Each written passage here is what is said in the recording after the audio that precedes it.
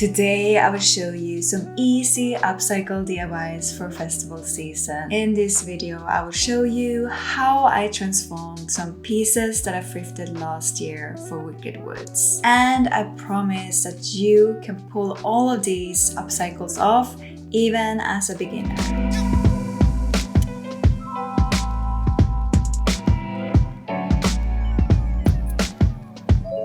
Hi, my name is Matilda and welcome back to Miss Matti. So the first DIY that I'm gonna show you in this video was almost about to not include at all because I thought it was too simple. But then I thought just because I know the best practices on how to turn a pair of jeans into shorts doesn't mean that all of you do. So let's dive in. I thrifted these jeans at Value Village earlier the same year, always with the intention of turning them into shorts. Whilst wearing the jeans, I pinned approximately the length I wanted, and then to make sure it was the same on both legs, I measured with a measuring tape and adjusted as needed. Then I marked with chalk where I want to cut.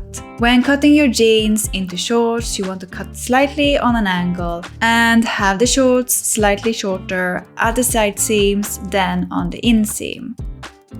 Then I started cutting, and I started to cut at the front first because you want to make sure that you cut slightly longer at the back than the front. Whilst cutting, make sure that the top of the back of your jeans is slightly higher than the front to avoid issues. Then I adjusted the length of the shorts further by making it even shorter on the side and the front. I then used the piece I just cut off to copy onto the other leg as well.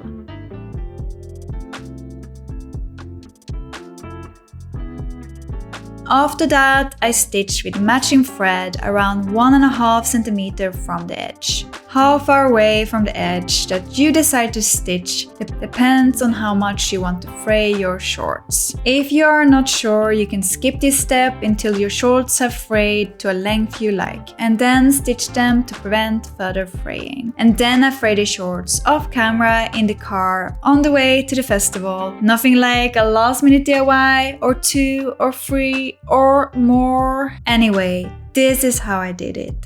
I started with pulling the horizontal blue threads off the vertical white threads, and then I slowly separated the vertical threads from another like this. Once you wash your jeans shorts, the thread will look way better as the frays soften and fluff up.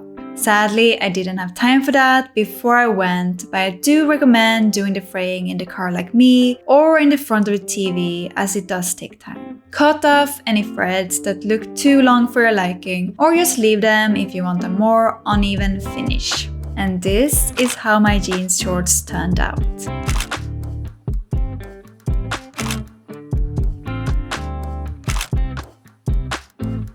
The next DIY requires that you or a friend has a Cricut or similar cutting machine. And if you or your friends have a cutting machine available, I would recommend you to buy some iron-on vinyl and add to some old clothes. I actually looked at Michael's the other day and they have this Cricut Everyday Iron-On Neon Sampler Kit, which I think will be perfect to use for your festival DIYs. And if you do not have a Cricut, you can also tie-dye, screen print, or just simply paint by hand using fabric paint. And if you do have acrylic paints, you can turn that paint into fabric paint by either buying some fabric medium or turn your acrylic paint into fabric paint by adding some glycerin to it. I know, I had no idea. And if you want me to show you how to do this in a future video, let me know in a comment down below. Okay, let's get on to the project itself. I thrifted this black simple hoodie, which I'm planning to crop and add a print to. First, I cropped the hoodie to my desired length and made sure that my cut was smooth and even. Once that was done, I cut my design on my Cricut using gold iron-on foil off camera. Then it was time to weed, which means removing the negative design and leaving only the desired cut image on the plastic liner.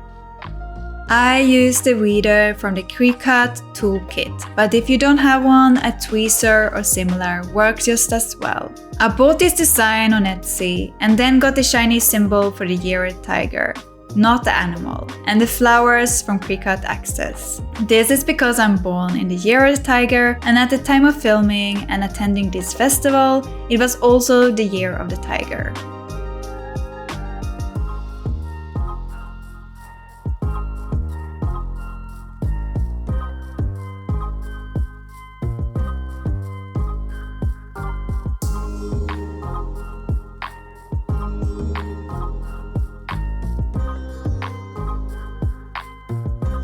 As I don't own an easy press, I use my iron and set it to the wool setting. If you have a steam iron like me, make sure that the steam setting is off, as you want a dry iron when applying your design. I used a pressing cloth and applied medium pressure with the iron for 25 to 30 seconds. As my design was bigger than my iron, I then moved the iron over to another area and pressed yet again with medium pressure for another 25 to 30 seconds. And then I repeated this until I'd covered my whole design.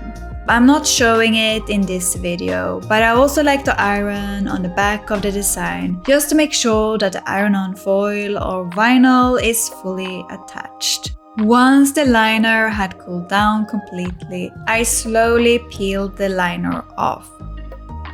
I didn't like the cord that came with the hoodie, so I decided to remove it and to add a thin gold rope instead. I measured the length of my rope by simply copying the length of my old cord. Then I pulled it into the cord casing by attaching a big safety pin at one end, which I had taped because otherwise the rope would fray around the safety pin and come loose. Then I pulled through the cord casing and then I tied the rope at the ends and frayed the ends and snipped off any excess fraying. I think this added a fun design detail to the hoodie. What do you think?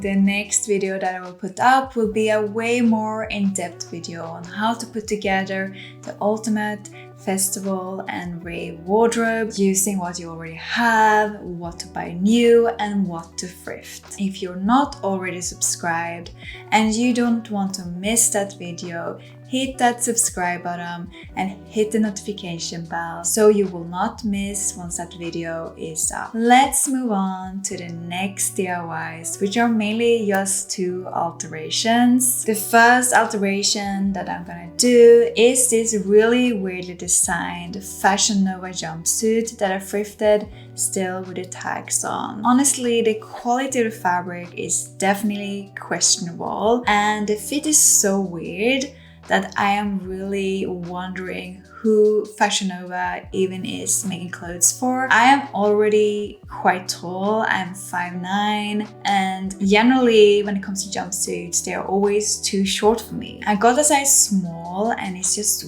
way too long in my torso and on my legs. Honestly, I feel like I got this piece to just try to rescue it from landfill a little bit longer.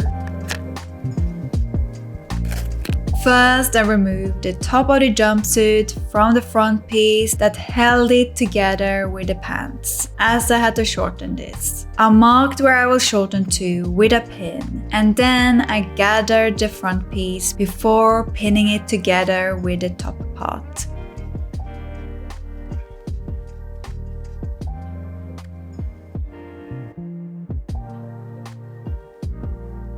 I cut off the excess fabric and then I zigzagged the raw edge.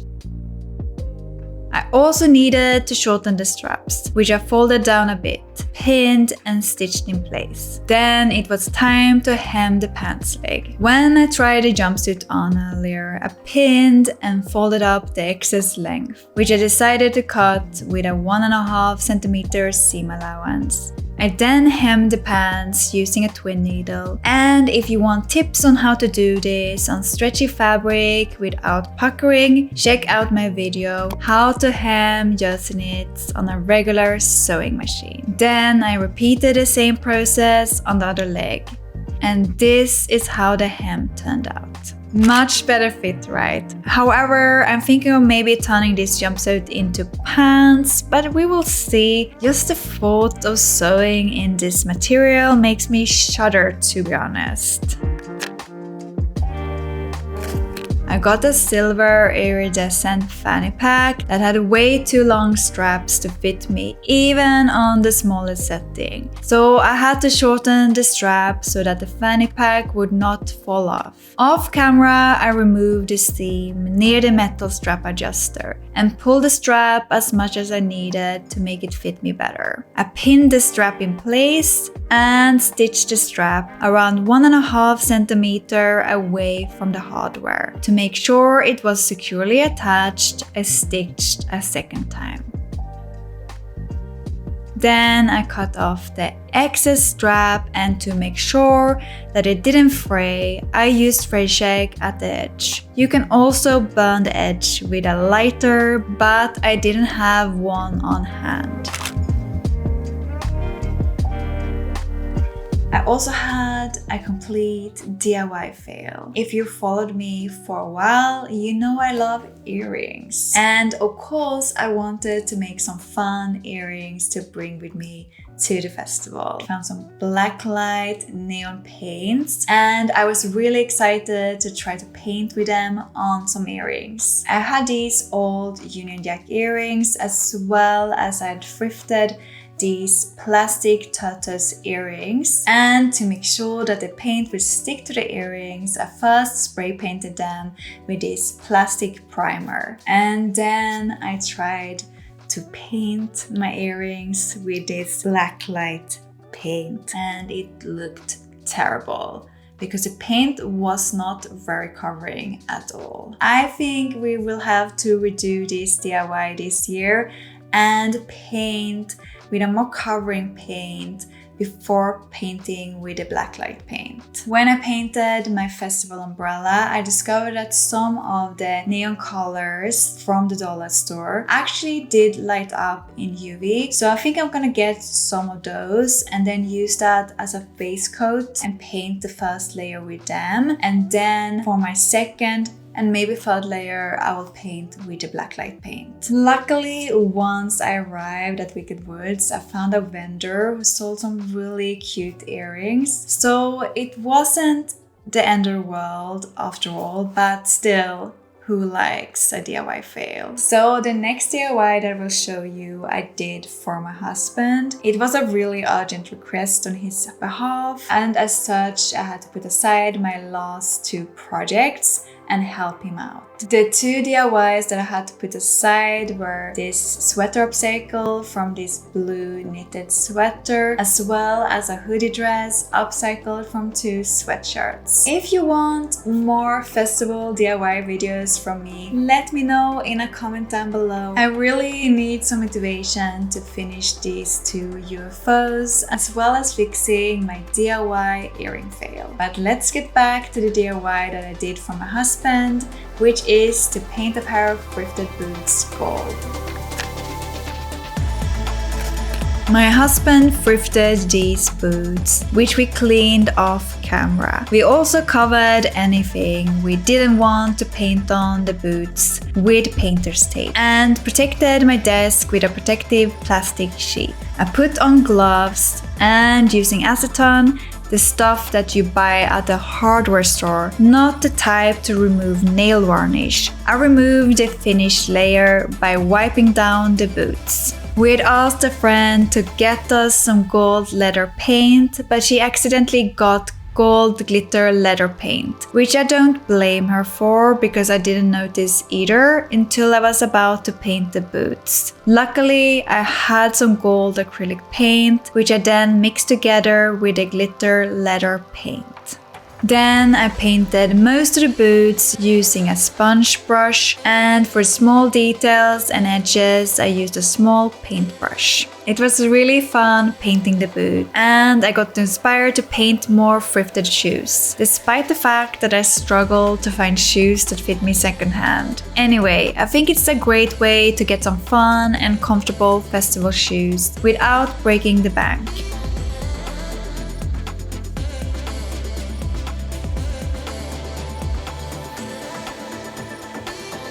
And then the camera died. And as I was rushing to finish off all the other projects, somehow I didn't get any footage of me doing the second layer. Sorry about that. I clearly took on more than I could chew in terms of projects for this festival. After you have painted your boots, you should ideally finish your boots with varnish, but we didn't have time. And I anyway think we will need to do another layer of gold paint this year, and after that I will finally finish the boots with varnish.